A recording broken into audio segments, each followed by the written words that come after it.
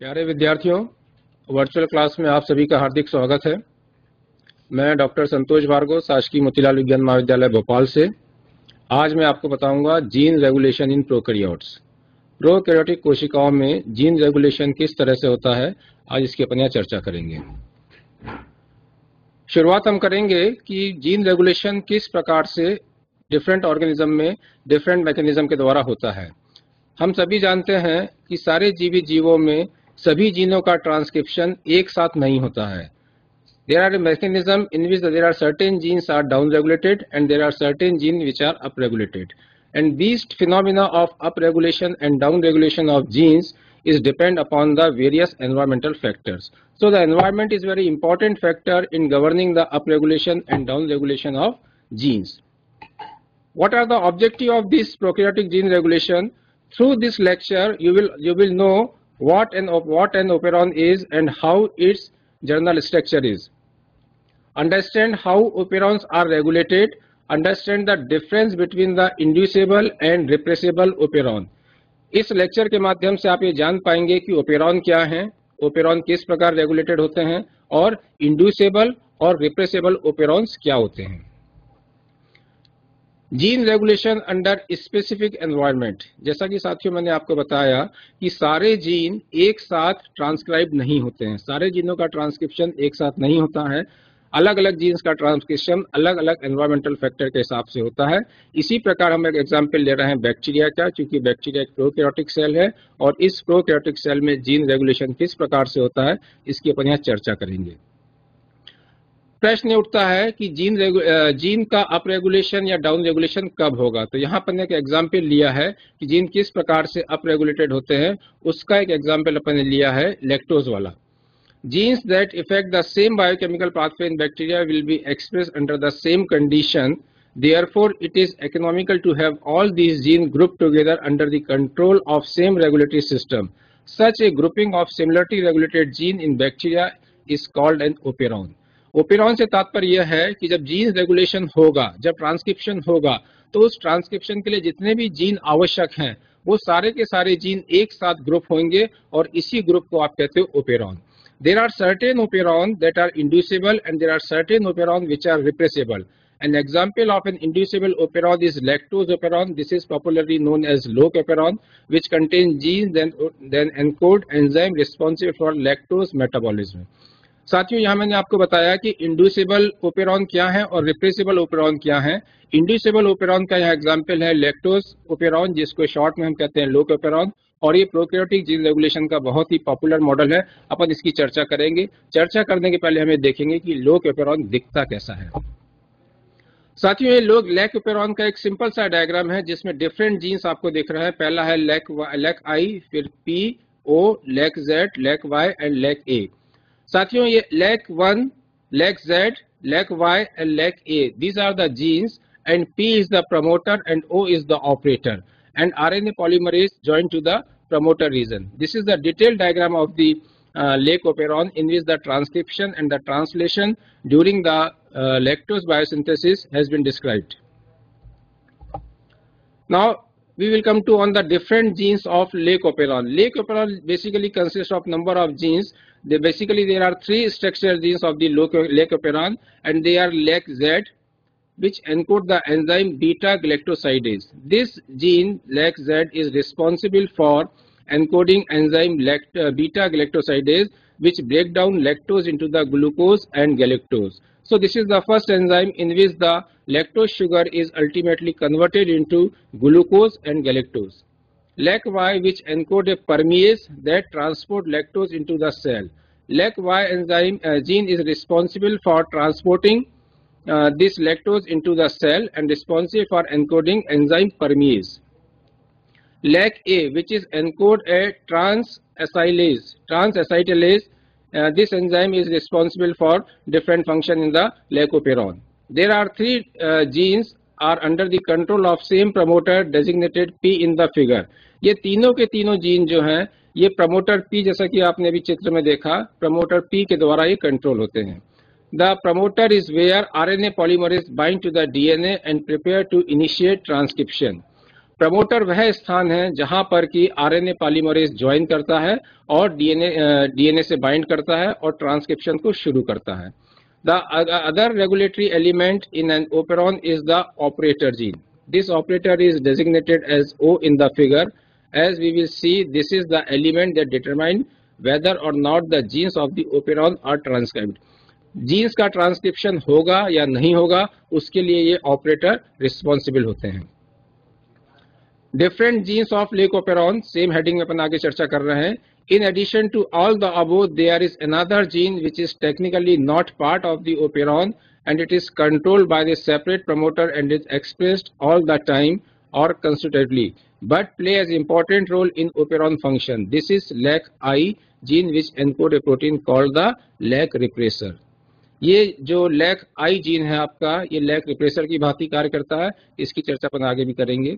The LAC repressor has two functional domain or region, one that bind to the DNA of the operator region and one that bind to the lactose. इसमें दो promoter reason होते हैं, एक DNA से bind करता है और दूसरा लैक्टोज से। When the repressor bind to the operator, it prevent RNA polymerase advancing along the operon and transcription does not occur. जब ये रिप्रेशर ऑपरेटर से बाइंड करेगा, जैसे ये अपन ने पहले भी चर्चा करी कि जो ऑपरेटर है ये ट्रांसक्रिप्शन को रेगुलेट करता है। यदि मान लीजिए ये रिप्रेशर ऑपरेटर से यदि ज्वाइन कर जाएगा तो आरएनए पॉलीमरेज जो है ये ट्रांसक्रिप्शन नहीं करेगा। The regulation of the operon depends upon regulating whether or not the repression bind to the operator. To understand how this work, we need to consider what happens when lactose is present and what happens when lactose is absent. अब साथियों इसमें अपन आगे चर्चा करेंगे कि ये refresher का क्या रोल है और रिप्रेशर की उपस्थिति में लैक्टोज की उपस्थिति में रिप्रेशर किस तरह से कार्य करता है और लैक्टोज की अनुपस्थिति में किस प्रकार से जीन रेगुलेशन होता है, दोनों की चर्चा अपन अलग अलग करेंगे। पहले अपन बात करते हैं व्हेन लैक्टोज इज एब्सेंट। यदि मान लीजिए एनवायरनमेंट में या मीडिया में लैक्टोज अनुपस्थित है तो बैक्टीरियल सेल में किस प्रकार से जीन रेगुलेशन होगा। If there is no lactose present in the environment, the following series of events occur. यदि लैक्टोज वातावरण में उपस्थित नहीं है तो क्या क्या परिवर्तन होंगे लैकोपेरॉन में, इसकी अपन चर्चा करते हैं। The LAC-I gene is transcribed. साथियों मैंने पहले ही आपको बताया कि जो LAC-I जीन है is responsible for refresher and the messenger RNA is translated producing the LAC repressor. The repressor bind to the operator and block RNA polymerase. इसमें आप देखिए कितना इंटरेस्टिंग मैकेनिज्म है ये। जैसे ही लैक्टोज यदि एब्सेंट है तो जो LAC-I जीन है जो रिस्पॉन्सिबल है रिप्रेशन के लिए, मैसेंजर आरएनए को ट्रांसलेट करेगा, रिप्रेशर बनाएगा, repressor bind to the operator, ये रिप्रेशर ऑपरेटर से बाइंड करेगा और आरएनए पॉलीमरेज को ये ब्लॉक कर देगा। When RNA polymerase block, there is no transcription and the enzyme for lactose metabolism are not synthesized. जब आरएनए पॉलीमरेज ब्लॉक हो जाएगा तो ट्रांसक्रिप्शन नहीं होगा। जब ट्रांसक्रिप्शन नहीं होगा तो जो लैक्टोज मेटाबॉलिज्म के लिए जो आपके एंजाइम रिस्पॉन्सिबल हैं उनका सिंथेसिस नहीं होगा। This is good because there is no lactose to metabolize. ये इसलिए आवश्यक है, यदि लैक्टोज नहीं है तो इस जीन की हमको आवश्यकता भी नहीं है। बैक्टीरिया इसमें अपनी एनर्जी को, अपनी ऊर्जा को व्यर्थ नहीं करेगा।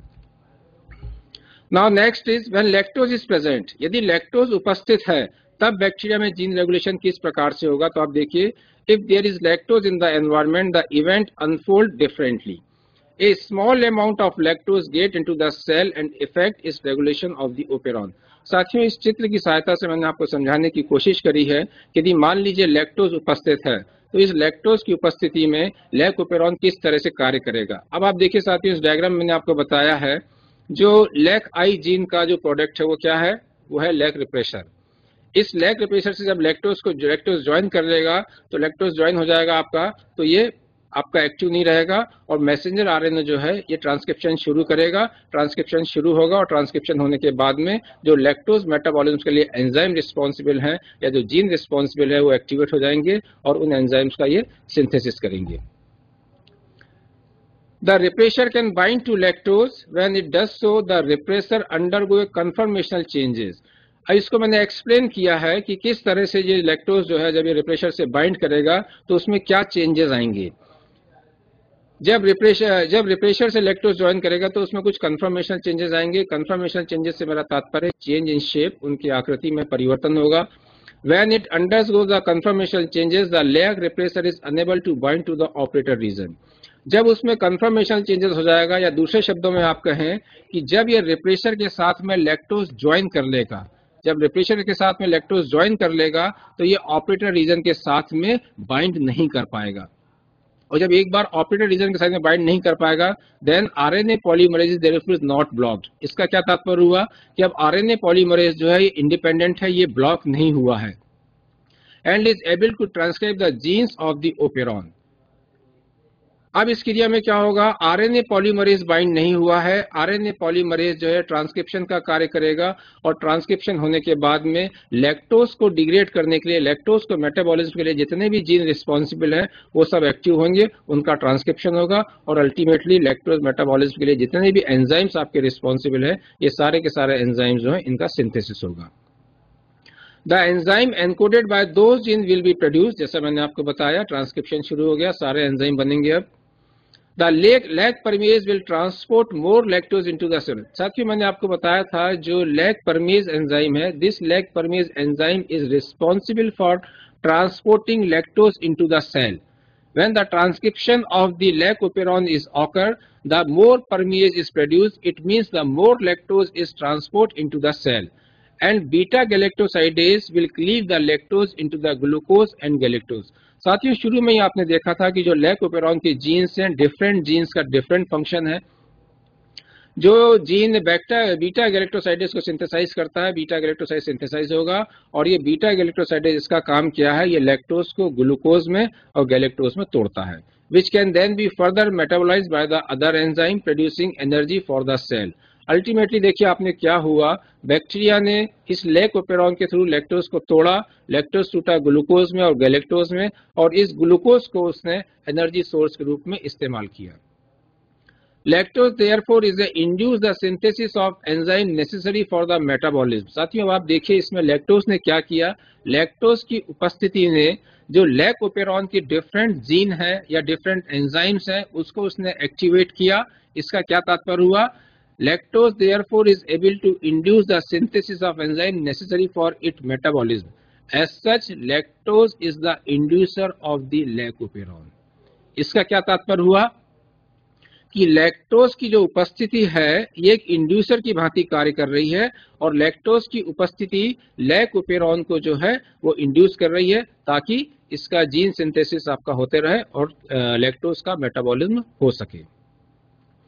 Expression of lac operon can be regulated another way. अब आप देखिए साथियों, अभी आपने देखा कि लैक ओपेरॉन जो है ये लैक्टोज को डिग्रेड कर रहा है। यदि मान लीजिए लैक्टोज नहीं है और लैक्टोज से स्थान पे यदि मान लीजिए एनवायरमेंट में या मीडिया में ग्लूकोज उपस्थित है, then glucose is preferable to lactose as an energy source. यदि लैक्टोज और ग्लूकोज दोनों यदि उपस्थित है तो glucose is preferable to the lactose as energy source. So if glucose is present in the environment, the lac operon is down regulated। अब क्या हुआ साथियों, यदि ग्लूकोज एनवायरमेंट में उपस्थित है तो अभी आपने देखा जो लैक ओपेरॉन था इसका अप रेगुलेशन हुआ, जीन्स का ट्रांसक्रिप्शन हुआ।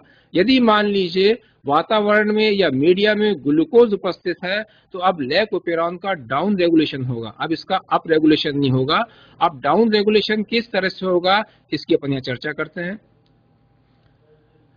Transcription of the lac operon require another protein called catabolic activator protein। साथियों ये catabolic activator protein जो है इसको शॉर्ट में CAP भी कहते हैं।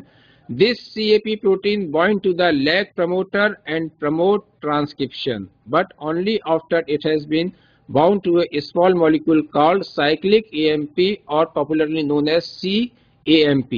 अब देखिए साथियों क्या हुआ, ये जो CAP है जो कैटाबॉलिक एक्टिवेटर प्रोटीन है, इसने किसके साथ बाइंड किया, इसने लैक प्रमोटर के साथ बाइंड किया, और क्या स्टार्ट किया इसने, फिर इसने ट्रांसक्रिप्शन शुरू किया काय के साथ में मिलके, small molecule of the cyclic AMP। Without cyclic AMP, CAP catabolic activator protein will not bind to the promoter and no transcription will occur। साथियों इसका क्या मतलब हुआ, यदि साइक्लिक AMP उपस्थित नहीं है इसका मतलब यह हुआ कि कैटाबॉलिक एक्टिवेटर प्रोटीन जो है ये एक्टिवेट नहीं होगा और ट्रांसक्रिप्शन नहीं होगा। In the previous example involving the lac operon we can assume that CAMP was present and the cap CMP complex was bound to the promoter। पहले के भी उदाहरण में आपने देखा कि उसमें भी इस प्रकार की संभावना है कि वहां पर भी साइक्लिक एएमपी और कैटाबॉलिक एक्टिवेटर प्रोटीन जो है वो जीन्स के ट्रांसक्रिप्शन को नियंत्रित करता है। Catabolic AMP is produced by the enzyme called the adenyl cyclase. When bacteria encounter glucose in the environment, adenyl cyclase is inhibited and CAMP produced production drops. यदि मान लीजिए ग्लूकोज वातावरण में उपस्थित है तो एडिनाइलेस इसका इनहिबिशन हो जाएगा और इसके इनहिबिशन से सीएमपी का प्रोडक्शन कम हो जाएगा। There is no CMP to bind to CAP, यदि सीएमपी यदि उपस्थित नहीं है तो ये कैटाबॉलिक एक्टिवेटर प्रोटीन से बाइंड नहीं करेगा। सो के सीएपी या catabolic activator protein will not bind to the lac promoter and no lac transcription takes place. अब देखिए यदि ग्लूकोज उपस्थित है तो लैग ऑपेरॉन किस तरह से रिप्रेस हो रहा है उसको यहाँ दर्शाया गया है। In this way the bacterium does not produce enzyme for lactose metabolism. जब जीन्स का ट्रांसक्रिप्शन ही नहीं हुआ, जीन्स का एक्टिवेशन ही नहीं हुआ, जब जीन्स का एक्टिवेशन नहीं हुआ इसका तात्पर्य है कि एंजाइम का सिंथेसिस नहीं हुआ। जब एंजाइम का सिंथेसिस नहीं हुआ इसका क्या तात्पर्य हुआ कि लैक्टोज का मेटाबॉलिज्म इनहिबिट हो गया है या लैक्टोज का मेटाबॉलिज्म रुक गया है। This also offer A form of feedback inhibition. साथियों ये फीडबैक इनहिबिशन इसलिए भी इंपॉर्टेंट है कि जब लैक्टोज ओपेरॉन आपका ऑपरेट कर रहा था, जब वो इंड्यूसिबल की भांति कार्य कर रहा था, तो उसमें आपने देखा कि लैक्टोज जो है बीटा गैलेक्टोसाइडेज एंजाइम की उपस्थिति में ग्लूकोज एंड गैलेक्टोसाइडेज में कन्वर्ट हो रहा, गैलेक्टोज में कन्वर्ट हो रहा था। एक समय ऐसा आएगा कि जब ग्लूकोज की मात्रा सेल में अधिक हो जाएगी तो ये ग्लूकोज की अधिक मात्रा भी इस लैक ओपेरॉन को इनहिबिट करने के लिए, रोकने के लिए फीडबैक इनहिबिशन का काम करेगी। Beta galactosidase the lactose end product, जैसा कि मैंने पूर्व में आपको बताया, break lactose down to glucose and galactose, so when enough lactose has been metabolized glucose accumulated and causes repression of the lac operon. साथियों मैंने अभी आपको बताया कि ये लैकोपेरॉन जो है इसका इनहिबिशन भी, इसका रिप्रेशन भी ग्लूकोज के द्वारा होता है जब लैक्टोज का मेटाबॉलिज्म होता है और ग्लूकोज और गैलेक्टोज का फॉर्मेशन होता है तो ग्लूकोज फीडबैक इनहिबिशन करता है और इस जीन को रिप्रेस करता है। Repressible operon are organized in such a way as to induce operons. There are structural genes under the control of a promoter and operator and there is a gene encoding a repressor. साथियों पूरे gene का बताया आपको कि किस प्रकार से promoter, operator और रिप्रेसर काम करते हैं। Repressible operon are regulated not by a reactant in the metabolic pathway but by the end product of the pathway. अब आप देखिए साथियों इसमें जो रिप्रेसेबल ओपेरॉन है ये किसके द्वारा रेगुलेट होते हैं, ये किसी भी एनवायरनमेंट के द्वारा ना होके या किसी भी मेटाबॉलिक पाथवे के द्वारा ना होके ये जो एंड प्रोडक्ट होता है, जो भी आपकी बायोकेमिकल रिएक्शन हो रही है उस बायोकेमिकल रिएक्शन का जो एंड प्रोडक्ट होता है उसके द्वारा नियंत्रित होते हैं। An example of this is the tryptophan operon. Tryptophan operon is a very popular operon which encode enzyme responsible for the synthesis of amino acid tryptophan. This tryptophan operon is responsible for synthesis of amino acid known as tryptophan. This tryptophan operon is regulated by TRP which is the product of the metabolic pathway. अब आप देखिए साथियों अभी आपने क्या देखा, lactose जो है ये आपका प्रिकर्सर मॉलिक्यूल है या एनवायरनमेंट में उपस्थित है उसके द्वारा जो है जीन का रेगुलेशन हुआ, जबकि ट्रिप्टोफेन के केस में आप क्या देख रहे हैं, ट्रिप्टोफेन जो है किसी मेटाबॉलिक पाथवे का इंटरमीडिएट प्रोडक्ट है और इस इंटरमीडिएट प्रोडक्ट की वजह से जो है ये जीन के रेगुलेशन को कर रहा है। Regulation of the tryptophan operon works like this. The tryptophan repressor only bind to the operator when tryptophan is present. जब ट्रिप्टोफेन प्रेजेंट होगा तभी ट्रिप्टोफेन रिप्रेसर जो है ये ऑपरेटर से बाइंड करेगा। The repressor bind to the tryptophan and undergo a conformational changes that allow it to bind to the operator. Tryptophan repressor से bind करेगा, उसमें कन्फर्मेशनल चेंजेस होंगे और कन्फर्मेशनल चेंजेस होने के बाद में ये ऑपरेटर से बाइंड करेगा। Blocking transcription of the operon, operon से ब्लॉक कर जाएगा ये तो ट्रांसक्रिप्शन स्टॉप हो जाएगा। ट्रांसक्रिप्शन स्टॉप हो जाएगा इसका तात्पर्य यह है कि जो ट्रिप्टोफेन को डिग्रेड करने वाले एंजाइम्स या जीन है इनका ट्रांसक्रिप्शन नहीं होगा। Because tryptophan is needed for repression it is referred as in the corepressor. अभी आपने देखा ट्रिप्टोफेन जो है जीन को रिप्रेस कर रहा है इसलिए इसको हम को रिप्रेसर कहते हैं। When tryptophan is absent, the repressor will not bind to the operator and transcription of the operon occurs. अब आप देखिए साथियों, यदि ट्रिप्टोफेन एब्सेंट है, इसका मतलब क्या हुआ? रिप्रेसर जो है ये ऑपरेटर से बाइंड नहीं करेगा, और ऑपरेटर से जब बाइंड नहीं करेगा तो आरएनए पॉलीमरेज जो है फ्री रहेगा, और जब आरएनए पॉलीमरेज फ्री रहेगा तो जीन्स का ट्रांसक्रिप्शन शुरू हो जाएगा, और ट्रिप्टोफेन को डिग्रेड करने के लिए, ट्रिप्टोफेन के मेटाबॉलिज्म के लिए जो भी जीन या एंजाइम्स रिस्पॉन्सिबल हैं उनका ट्रांसक्रिप्शन होगा. In this way, if there is a plenty of tryptophan around, no more is needed, so the operon is repressed. जब ट्रिप्टोफेन पर्याप्त मात्रा में उपस्थित है तो उस ओपेरॉन जो है ये रिप्रेस हो जाएगा. If there is no tryptophan around, it needs to be synthesized and the operon is transcribed, allowing the production of the enzyme for tryptophan synthesis. यदि ट्रिप्टोफेन आसपास नहीं है तो ट्रिप्टोफेन का सिंथेसिस होगा. सिंथेसिस कब होगा? जब आरएनए पॉलीमरेज फ्री होगा, रिप्रेशर ऑपरेटर से बाइंड नहीं हो पाएगा, आरएनए पॉलीमरेज फ्री रहेगा, और फ्री आरएनए पॉलीमरेज जो है ये ट्रांसक्रिप्शन को शुरू करेगा, और ट्रिप्टोफेन के सिंथेसिस के लिए जो भी जीन्स आपके आवश्यक है, जो भी एंजाइम आपके लिए आवश्यक है, उन सारे जीन और एंजाइम्स का सिंथेसिस होगा. तो साथियों, ये हमने कुछ उदाहरण के साथ में प्रोकैरियोटिक कोशिकाओं में जीन रेगुलेशन को समझा. अब हम देखते हैं कि पूरी जो समरी हमारी वो क्या कहती है. Prokaryotic genes to be regulated in the same manner are group together in an operon under the control of a single promoter and operator. साथियों, प्रोकैरियोटिक में जो जीन एक साथ ग्रुप होते हैं और किसी एक बायोसिंथेटिक पाथवे को कंट्रोल करते हैं, उनको आप कहते हो ओपेरॉन. और ये ओपेरॉन जो है आपके, ये दो तरह के इसके कंट्रोल जीन्स होते हैं या कंट्रोल रीजन्स होते हैं, जिसमें से एक को आप कहते हो प्रमोटर और दूसरे को आप कहते हो operator. Transcription of an operon is depend upon whether or not repressor bind to the operator region. साथियों, ट्रांसक्रिप्शन ऑफ एन ओपेरॉन किसके ऊपर निर्भर करेगा? ओपेरॉन का ट्रांसक्रिप्शन किसके ऊपर निर्भर करेगा कि वो रिप्रेसर जो है वो बाइंड कर रहा है ऑपरेटर रीजन से या नहीं कर रहा है. In an inducible system, the repressor bind to the operator unless it is bound to an inducer, which is molecule at the start of the metabolic pathway governed by the enzyme encoded by the operon genes. इसमें मैंने आपको बताया है कि induce कैसे होगा, और नीचे वाले मैंने आपको बताया है कि रिप्रेस कैसे होगा, जिसकी चर्चा अपन पूर्व में कर चुके हैं.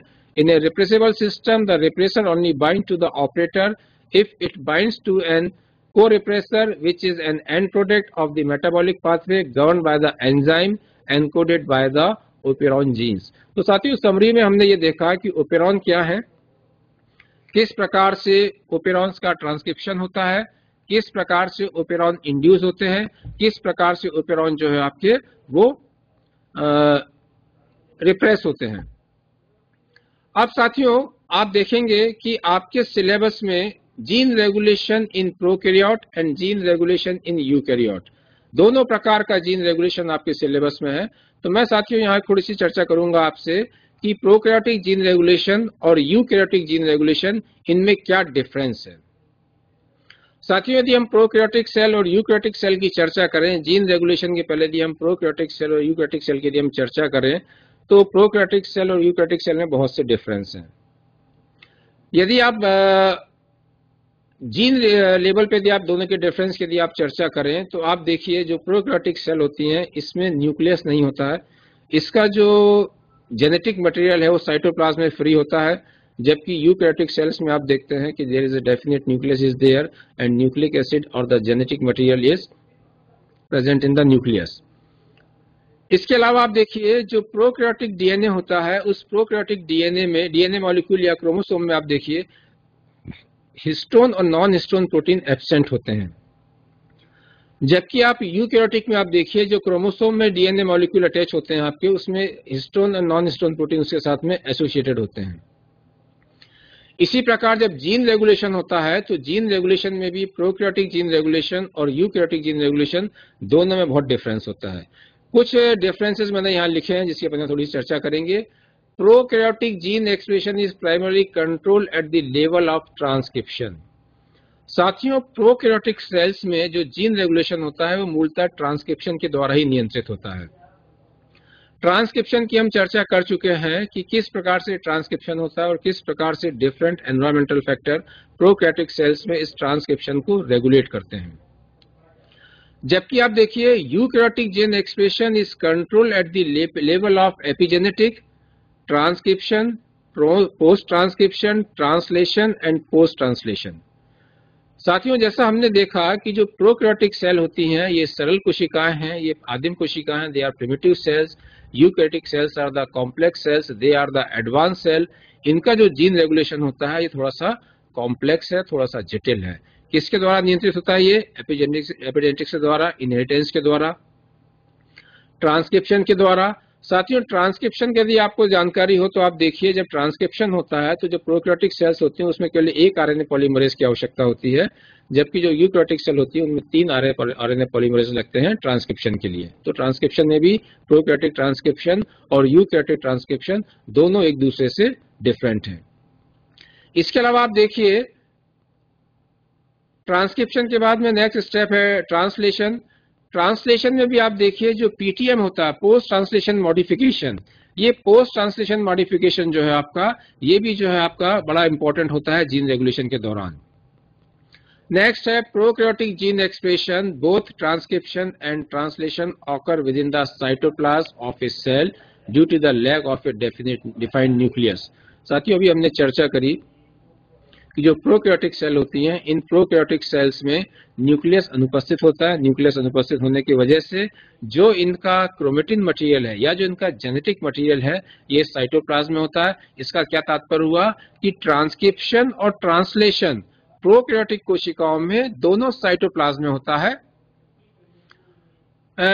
और आगे इसमें लिखा है due to the lack of a defined nucleus thus the DNA is freely located within the cytoplasm. जबकि आप देखिए यूकैरियोटिक में ऐसा नहीं होता है।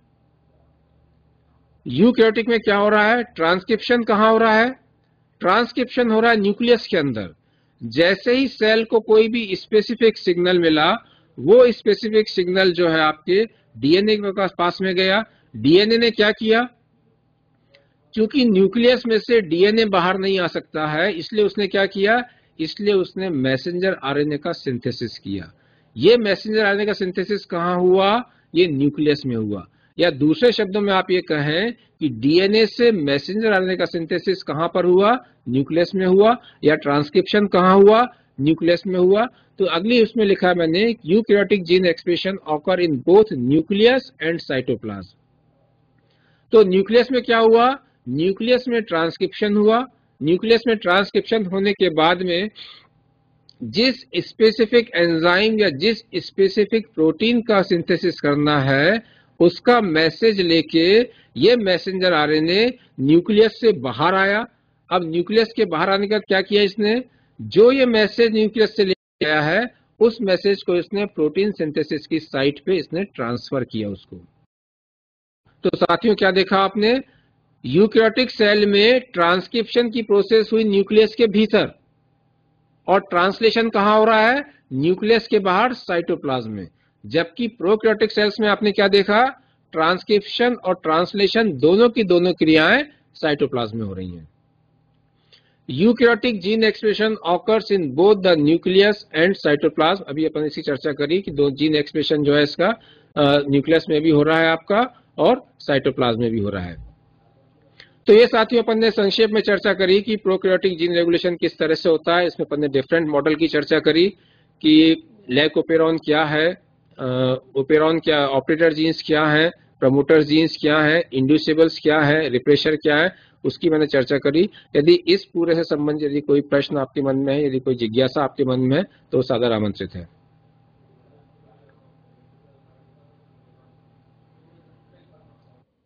साथियों, किसी भी सेंटर से कोई प्रश्न यदि आपके मन में हो जीन रेगुलेशन से संबंधित तो आप पूछ सकते हैं।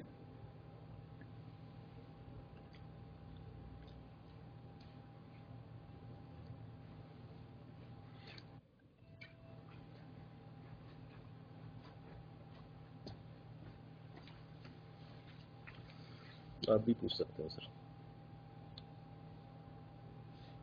साथियों, आपके मन में कोई प्रश्न नहीं है?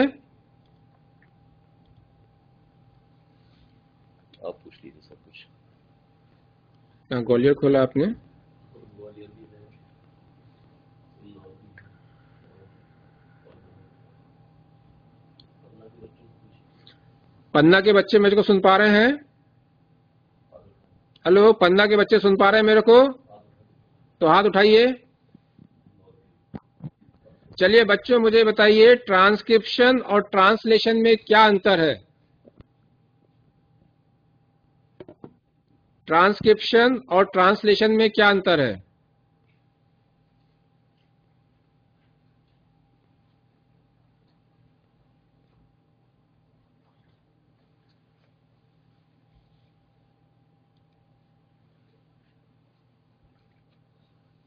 साथियों, तो बहुत बेसिक क्वेश्चन है भाई, ट्रांसक्रिप्शन और ट्रांसलेशन। हेलो। हाँ जी। पीजी कॉलेज पन्ना से दिलीप सेन बोल रहा हूँ। बोलिए। हाँ बोलिए। जी सर, जी बोल रहे हैं कि ट्रांसक्रिप्शन में पीजी कॉलेज पन्ना से दिलीप सेन बोल रहा हूँ। हाँ हाँ जी, बोलिए। ट्रांसक्रिप्शन में डीएनए से एमआरएनए का निर्माण होता है, इसलिए इसको ट्रांसक्रिप्शन कहते हैं। ठीक, और ट्रांसलेशन में क्या होगा बेटा? ट्रांसलेशन में इसका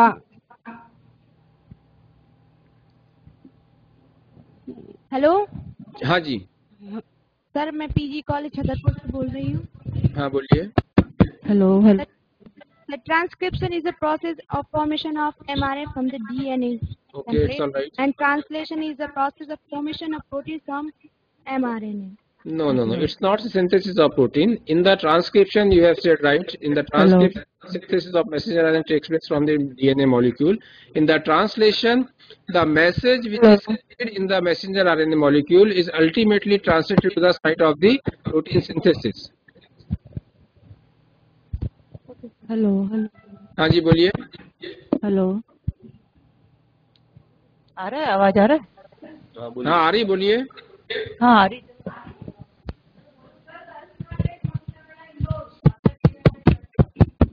आ रही आवाज, बोलिएगा। आवाज आ रही है, बोलिए आप। इंदौर। हेलो, इंदौर से। हाँ, आपकी आवाज आ रही है, बोलिए। सर शोभा शर्मा, डॉक्टर शोभा शर्मा सर, आपका लेक्चर बड़ा इफेक्टिव रहा सर। बहुत बहुत नमस्कार मैडम आपको। थोड़ा पीछे सर नमस्कार सर। सर हमारे एमएससी की लड़कियां काफी लाभान्वित हुई है आपके लेक्चर से, कुछ बात करना चाहती हैं। हाँ बिल्कुल मैडम, बात कराइए। थोड़ा सा कैमरे के सामने जाइए, पीछे हो जाइए थोड़ा वहां से आप।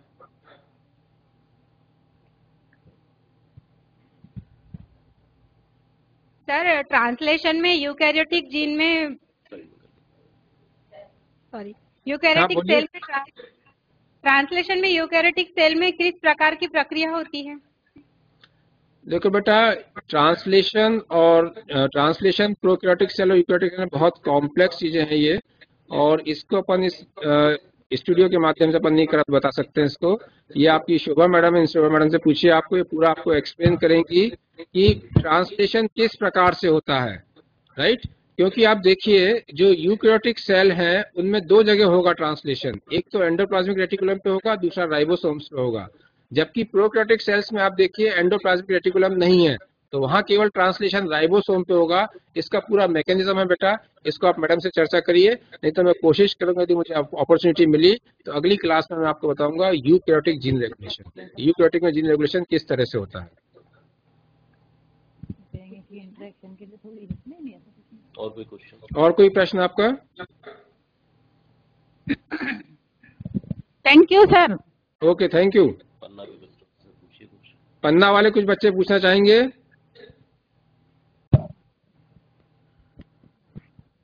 इसमें टाटा बॉक्स और प्रिग्नो बॉक्स भी आते हैं, उसका क्या मतलब है टाटा बॉक्स और प्रिग्नो बॉक्स है सर? एक्चुअली क्या है, ये जीन रेगुलेशन के हैं, इसके डिटेल में अपन अभी चर्चा नहीं कर पाएंगे, लेकिन ये टाटा बॉक्स और जो प्रिग्नोस बॉक्स की आपने चर्चा करी है, ये मैं आपको निश्चित रूप से अगली क्लास में इसकी आपसे चर्चा करूंगा। जी thank you sir. Fantastic mechanism है, इसको आप लोग पढ़िए और आप देखेंगे कि बड़ा इंटरेस्टिंग लगता है ये। पहचानेंगे तो सही, लेकिन अपन बात करें। ये मॉडर्न कंसेप्ट है ये। सर नमस्ते सर। हाँ, कहीं और किसी सेंटर से? सर नमस्ते। हाँ नमस्ते। PG college Khargone. हाँ जी बोलिए, खरगोन से बोलिए। सर, लेक ओपेरॉन का मॉडल एक बार फिर से समझा दोगे प्लीज? देखिए, ले कुपेरॉन मॉडल के मैंने से आपसे चर्चा करी। ले कुपेरॉन मॉडल जो है ये प्रोकैरियोटिक सेल में जो लैक्टोज का डिग्रेडेशन होता है या जो लैक्टोज का मेटाबॉलिज्म होता है इसके लिए होता है। इसमें डिफरेंट जीन्स होते हैं, इन डिफरेंट जीन्स का जो अलग अलग कार्य है। जैसे पहले मैंने आपको बताया lac Z, this lac Z gene is responsible for beta galactosidase. ये बीटा गैलेक्टोसाइडेज जो है ये इस लैक्टोज को काय में ब्रेक करता है, काय में ब्रेक करता है ये ग्लूकोज में और गैलेक्टोज में। तो जो पहला जीन आपका रिस्पॉन्सिबल है वो काय के लिए है, बीटा गैलेक्टोसाइडेज के लिए, जिसकी उपस्थिति में इस लैक्टोज का ब्रेक डाउन होता है ग्लूकोज में एंड गैलेक्टोज में। इसके बाद में जो जीन है वो आपके इंड्यूसेबल जीन है और रिप्रेसिबल जीन है। क्योंकि साथियों जब एक बार मेटाबॉलिज्म हो गया, पर्याप्त मात्रा में ग्लूकोज सिंथेसाइज हो गया, अब सेल को ग्लूकोज की आवश्यकता नहीं है। इसका क्या मतलब होगा कि अब हमको ले कुपेरॉन को रिप्रेस करना है, ले कुपेरॉन को हमको दबाना है। तो उसके लिए क्या होगा, जैसे ही ग्लूकोज का सिंथेसिस पर्याप्त मात्रा में हो जाएगा, ये ग्लूकोज की उपस्थिति जो है ये फीड इनहिबिशन का काम करेगी और इसकी वजह से लो कुपेरॉन जो है इसका रिप्रेशन हो जाएगा। इसका ये इंड्यूस कब होगा, जब आपका लैक्टोज उपस्थित होगा आपका, तो ये इंड्यूस हो जाएगा। और इसमें मैंने आपको बताया प्रमोटर और ऑपरेटर जो है आपके ये दो जीन्स भी होते हैं। सर नमस्कार सर, माता जीजाबाई से मैडम उषा मसीह, डॉक्टर उषा मसीह बोल रही हूँ। हाँ जी मैडम बोलिए। सर मैं नेक्स्ट चैप्टर में मैं चाहूंगी कि आप प्रोटीन प्रोफाइलिंग भी हमारे बच्चों को बताएं। चलिए मैडम, मैं कोशिश करूंगा मैं आपसे कि प्रोटीन के बारे में अपन क्या डिस्कस कर सकते हैं, प्रोटीन प्रोफाइल कैसे कर सकते हैं, प्रोटीन की सीक्वेंसिंग कैसे होती है, प्रोटीन की सीक्वेंसिंग में क्या क्या चीजें होती हैं, कौन कौन से सॉफ्टवेयर है जिसकी वजह से हम प्रोटीन की सीक्वेंसिंग कर सकते हैं। मैं कोशिश करूंगा। यदि इस प्रकार से किसी भी बच्चों के किसी भी महाविद्यालय के यदि कोई स्पेसिफिक टॉपिक है तो मेरा आप सभी से निवेदन है कि मेरा मेल आईडी मध्य प्रदेश के लगभग सभी प्राध्यापकों के पास में है, तो वो मुझे मेल कर दें कि वो इस टॉपिक पे इंटरेस्टेड हैं, तो उस टॉपिक को मैं तैयार करके लाऊंगा। क्योंकि आपका प्रश्न बहुत जायज इसीलिए भी है कि जो मॉडर्न ट्रेंड्स हैं, जो मॉडर्न टेक्नोलॉजीज हैं, उसमें बच्चों को परेशानी भी होती है और उनका लिटरेचर भी उनको नहीं मिल पाता है। इसलिए इस प्रकार के जो भी आपके क्वेरीज होंगी उनको आप मुझे मेल कर दीजिए, तो मैं उसको अगले लेक्चर में कोशिश करूंगा कि उसको मैं यहाँ डिलीवर करूँ। Okay, thank you sir, thank you so much. अगला क्वेश्चन किसी और सेंटर से, पन्ना, ग्वालियर, इंदौर को छोड़ के।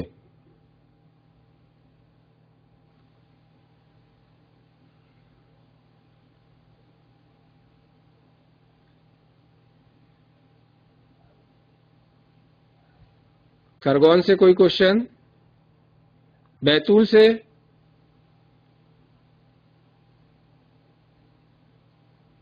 पन्ना, ग्वालियर, इंदौर को छोड़ के किसी भी और केंद्र से किसी बच्चे की कोई जिज्ञासा हो, कोई प्रश्न हो तो आप पूछ सकते हैं।